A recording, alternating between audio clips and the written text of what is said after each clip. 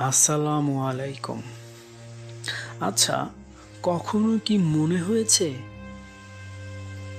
এই দুনিয়ায় আমার থাকা না থাকা কিছুই বদলায় না? আমি কাঁদি, কেউ জানে না। আমি দোয়া করি, কিছুই ঘটে না। তখন বুকের ভেতর একটা ভয় ঢুকে পড়ে।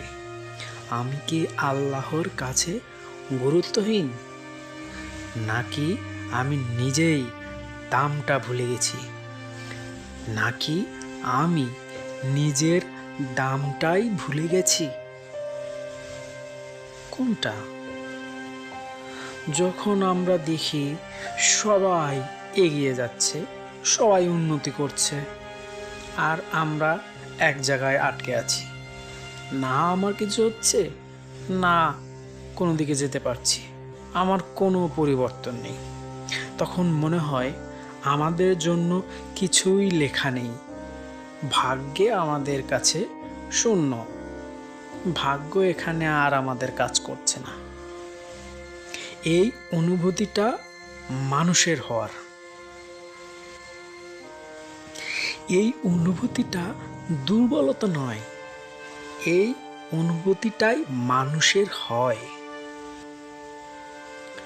আপনি জানেন কি, আপনার চোখের এক ফোঁটা পানিও আল্লাহর কাছে অগুরুত্বপূর্ণ না। যে আল্লাহ পাতা ঝরার শব্দ জানেন, তিনি কি আপনার কষ্ট জানেন না? জানেন, ঠিক জানেন। আপনি যখন ছোট ভাবেন নিজেকে, আল্লাহর কাছে আপনি ততটাই গুরুত্বপূর্ণ। আপনি যখন নিজেকে অনেক ছোট ভাবেন, ঠিক তখনই আল্লাহর কাছে আপনি ততটাই গুরুত্বপূর্ণ।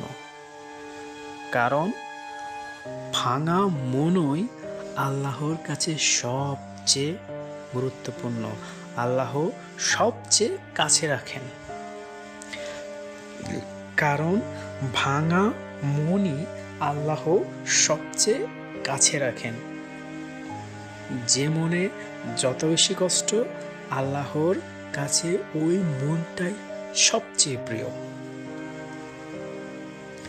আপনার কাজ সবচেয়ে বড় হওয়া না, আপনার কাজ আল্লাহর কাছে সৎ থাকা।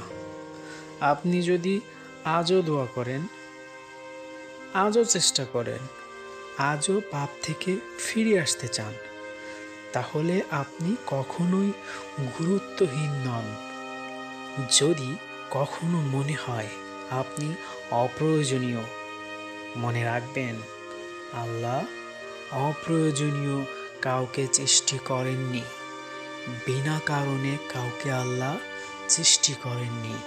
সব কিছুর পিছনেই একটা উদ্দেশ্য আছে, সেই উদ্দেশ্যটা আমরা উপলব্ধি করতে পারি না, যার জন্য আমাদের ধৈর্য থাকে না, আমরা ধৈর্য হারা হয়ে যাই। তাই ধৈর্য ধরুন,